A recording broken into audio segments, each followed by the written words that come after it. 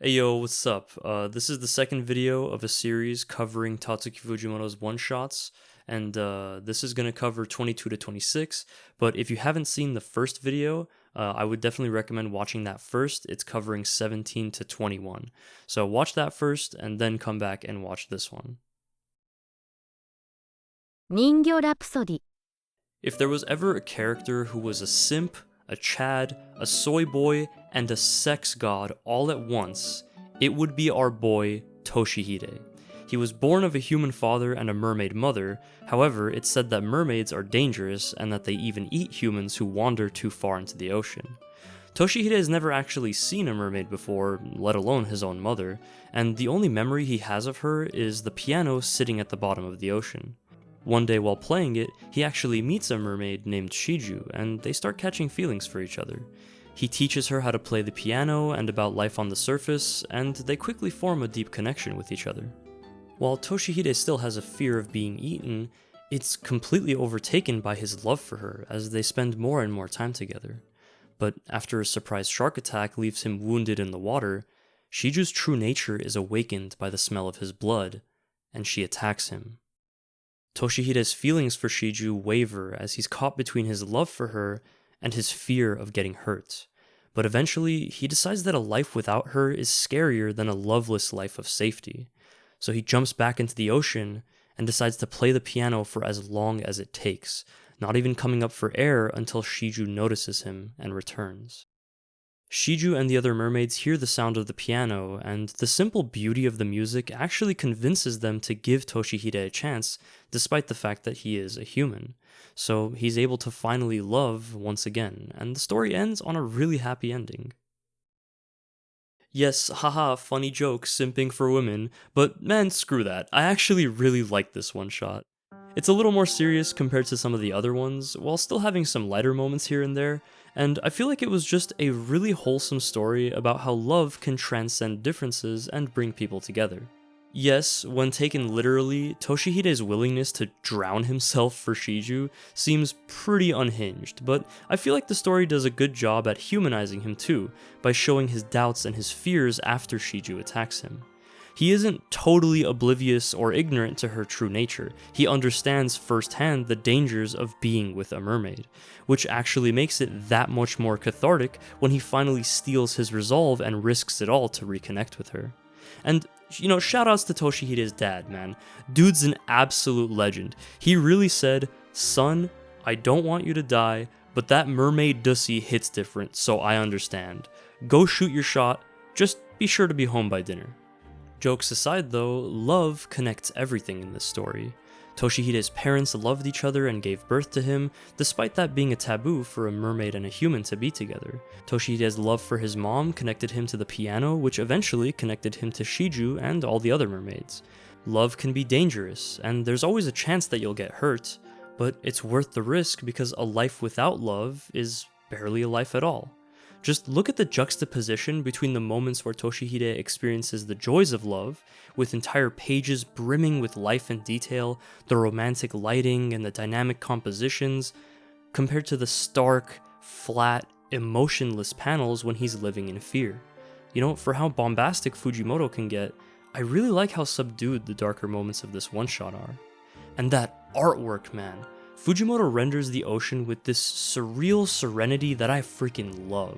The abstracted shapes, the rays of light piercing through the water, the schools of fish, and the ambient shading all come together to create such a beautiful environment. It's just so nice to look at, and it gives the manga a dreamlike vibe, which really lends itself well to a wishful love story.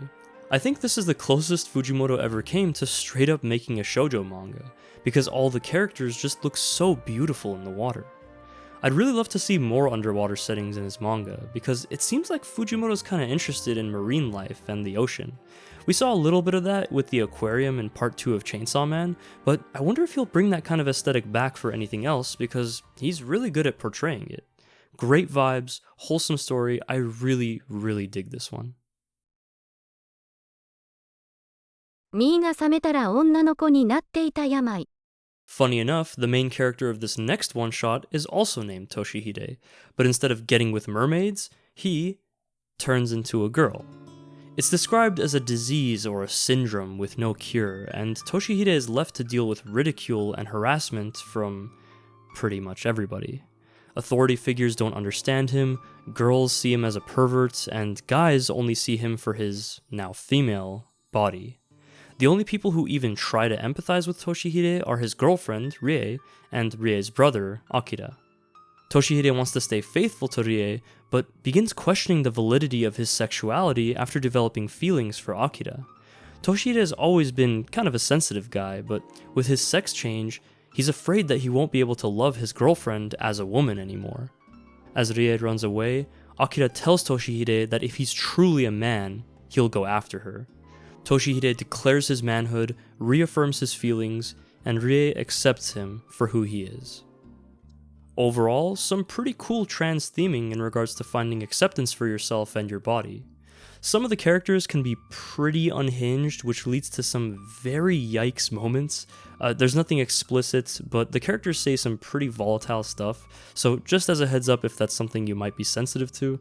But if you can get past that, it is ultimately a story about self-acceptance and reaffirming your own identity regardless of how society wants to label you. Obviously, this manga isn't played completely straight, and the premise is about a male with a male body suddenly waking up with a female body instead of being born into one. So Toshihide holds a very unique position in which he's had experience with the correct body and was changed into the wrong one later in life. He's always been kinda sensitive, so the characters take to calling him girly or like sissy or pansy or whatever, so it's interesting how changing into a female body initially exacerbates this aspect of Toshihide's personality. This is kind of what leads to Rie's rejection of him, but I think it's really cool that with Akira's influence, Toshihide is able to rebound and find the resolve to work towards the kind of person he wants to be, which is, for him, a cool guy. I gotta give special props to Akira too, because he's such a great friend to Toshihide, protecting him from bullies and supporting his relationship with his sister. One of my favorite moments is when he walks in on Rie and Toshihide undressing, and he's just like, "Oh, you guys are about to do it?" And then he just leaves the room. That's a true homie right there. No, but seriously, I think Akira and Rie's influence on Toshihide is kind of beautiful because they're such a great support group. You know, it shows how powerful it can be when just a handful of people are looking out for you in a sea of bad apples. Especially for someone who's going through something like kind of life-changing and very sensitive, you know? Being transgender or, coming out as anything that isn't straight or cis or whatever can be a very isolating experience because, sometimes you just can't rely on the people who you thought were the closest to you. People abandon you, they maybe don't think of you the same way. So it's at that point where your friends and, the people who are willing to stick with you and just accept you for who you are become the most valuable to you. I have to give props to Fujimoto for trying to honestly tackle this kind of subject matter, considering the amount of dissent that the LGBT community gets in Japan. I know it's getting better, but still, it's not as good as it could be. This first attempt is a little rough, but in my opinion, Fujimoto made strides with representing trans characters in his later works, so I think it was well worth it.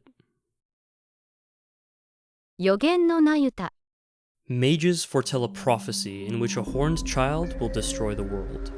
The child is said to pierce the womb, speak in a foul tongue, and lack a human heart.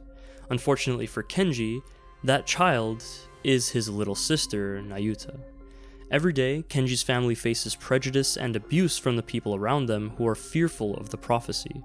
They eventually kill Kenji's dad, leaving him to care for Nayuta all on his own, which is extremely difficult because she speaks in tongues and constantly uses her powers to kill animals and destroy things. Kenji tries his absolute best to raise Nayuta as a normal girl, but the constant ridicule and abuse from the townsfolk, along with her abnormal nature, make that nearly impossible. After Kenji endures a particularly bad beating by the locals, Nayuta finally snaps and starts destroying the city with her magic. Kenji wakes up to the destruction happening around him and decides to finally take charge as an older brother, so he goes to Nayuta and smacks her upside the head, scolding her for doing something so dangerous. Nayuta cries like any other little kid would, and Kenji decides that they should probably move away. We cut to 1 week later, and the siblings are doing their best to get by. They might be poor and homeless at the moment, but what's important is that they both have a better understanding of each other, and they keep supporting each other because they're a family. So, I gotta say, I really like this one shot. Kenji's inner conflict between his love for his sister and his uncertainty about Nayuta's true feelings was pretty compelling, and there's definitely a relatability in his wavering conviction when he's faced with so much uncertainty. It explores the idea of nature versus nurture, along with the responsibility of family. Kenji's love for Nayuta and his feelings of familial responsibility drives him to protect her from the outside world, but in doing so, Nayuta never gets a chance to learn the difference between right and wrong. She's caught between the two extremes of a family who coddles her and a society who wants her dead. Kenji is willing to sacrifice so much of his life to support Nayuta financially, but by constantly leaving her alone and enabling her destructive lifestyle, he's just running away from the core issue.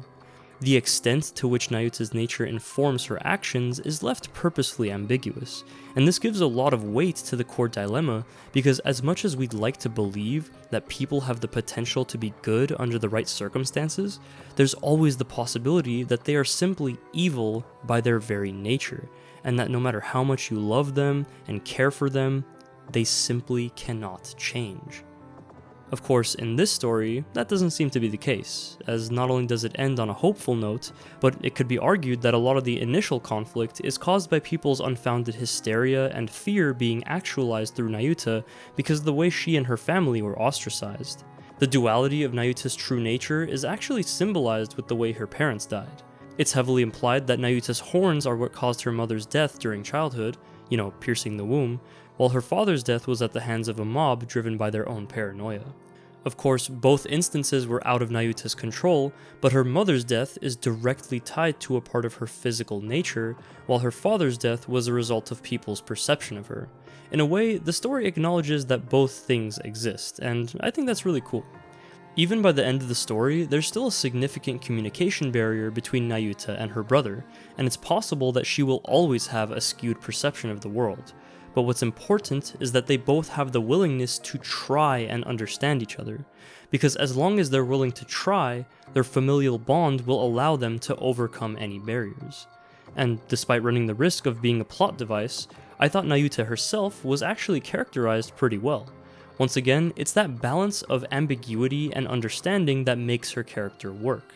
You have to cut through all the sociopathic tendencies and nonsensical dialogue to notice the small changes in her temperament which hint at her true feelings. And if this isn't the cutest goddamn thing you've seen all day, then I don't know what is, man.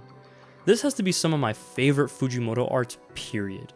The environments are super detailed, the character designs are really strong, and I think this is when he started introducing more surrealism in his art with things like Nayuta's swords. And you can see how this imagery kind of evolved into some of the stuff we saw in Chainsaw Man. And while we're on that subject, for those of you who've read Chainsaw Man, you've probably already noticed the parallels between this one-shot and Chapter 97. Kenji and Nayuta are clearly prototypes of Denji and Nayuta, as well as what I imagine will be the themes surrounding their relationship going forward. An important aspect of Kenji and Nayuta's relationship is the fact that they're siblings, which pushes the idea of unconditional love and familial responsibility. And I think it's really interesting that Fujimoto kind of carried that over with Denji and Nayuta by having Nayuta's existence directly tied to the fact that Denji killed her previous incarnation, allowing her to be born. In a way, they do have an intrinsic connection, and Denji has to take responsibility for it. I'm writing this script before she shows up again in part 2 of Chainsaw Man, but I imagine that some of the core ideas in Nayuta of the Prophecy will be expanded on and possibly taken to their natural conclusions at some point in the Chainsaw Man manga. Very cool one-shot on its own, even cooler if you're a fan of Chainsaw Man, and special shoutouts to Nayuta's big-ass oversized shoes. 妹の姉 Admiration is something that can often be misguided by the admirer or misunderstood by the admired. But in Mitsuko's case, why the hell is there a naked painting of her at the school entrance? Well, this is an art school, and apparently the winner of the annual art contest gets their painting displayed for an entire year. Mitsuko is understandably embarrassed, not just because she was exposed to the entire school, but also because the winner of the art contest who created this painting is none other than her little sister. They aren't on good terms with each other right now, so to get revenge, Mitsuko tries drawing Kyoko in the nude, but isn't able to capture her image in the same way. Mitsuko is the older sister, and Kyoko has always been the little sister that followed behind her. But now, Kyoko is the one pulling ahead, while Mitsuko is left in her shadow. She visits the painting again the next day and sees her teacher, who explains that Kyoko's assignment was to paint her aspirations, which resulted in the painting of her big sister. After learning the true intent behind the painting, Mitsuko works day in and day out to create a painting of her own, and she ends up winning the next year's art contest with another naked painting of herself. This time, a version that has accepted her own shortcomings and gained confidence through that acceptance. The sisters make up, and we get a nice, wholesome ending. This one gets a little weird in a very Fujimoto way, but I actually liked it a lot. Mitsuko's struggles as not only an artist, but as someone with something to prove is really relatable, and I think this is where Fujimoto really started getting into characters that are just like me, for real for real. Some of the other one-shot protags are kinda like this, but I think Mitsuko is where we can see Fujimoto really nail down what he wants his protagonists to be like. Characters with flaws who have to internalize their desires within the context of their lives and the people important to them. Mitsuko's issue is that she sees all of Kyoko's actions as a reflection of her own self. As the older sister, she was used to being better at everything, but she was also a pioneer, making all of the mistakes so that her sister didn't have to. So when Kyoko actually surpasses her, Mitsuko takes it as a personal attack. She got so salty that she stopped talking to her sister just because she got accepted into the same art school but with a better scholarship. She projects her own pettiness onto other people and assumes that Kyoko had bad intentions with her painting, seeing it as an embarrassment or some kind of statement against her. And it's this kind of bad faith mentality that stunts Mitsuko's growth as an artist and leads to her many botched attempts at capturing Kyoko's nude figure. But once she learns the true meaning behind Kyoko's actions, Mitsuko learns to appreciate her younger sister's admiration and uses it to better herself, self-actualizing as the older sister, not for pride, but for the sake of both herself as an individual and for Kyoko's aspirational image of her.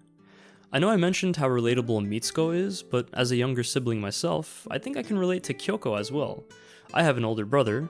Bitch-ass doesn't actually watch my videos, but he's a defining part of my life, and someone I've looked up to for a long time, especially when I was younger. So I can kind of understand why Kyoko sees Mitsuko the way she does, and how that perception would need to evolve as they got older. In terms of the artwork, this is where you can clearly see the jump into what is pretty much Fujimoto's current visual style. Chainsaw Man, Fire Punch, Look Back, and Goodbye Eri more or less share this aesthetic. And I mean, what can I say? I love it, you probably love it too. It's just such a great blend of realism and hyper-expressiveness that lends itself really well to the type of stories that he creates. It can be funny, bombastic, atmospheric, and subtle, all without abstracting the characters a whole lot, which I just barely realized is one of the reasons why Fujimoto's manga feels so immersive. Not to say that there's anything wrong with heavily deforming your characters or having little cutaways. I mean, these techniques are literally a staple in like 90% of manga, and there's definitely an artistry to their craft and implementation, but by excluding them for the most part, I feel like there's never a moment in Fujimoto's manga where you're disconnected from the characters or the world.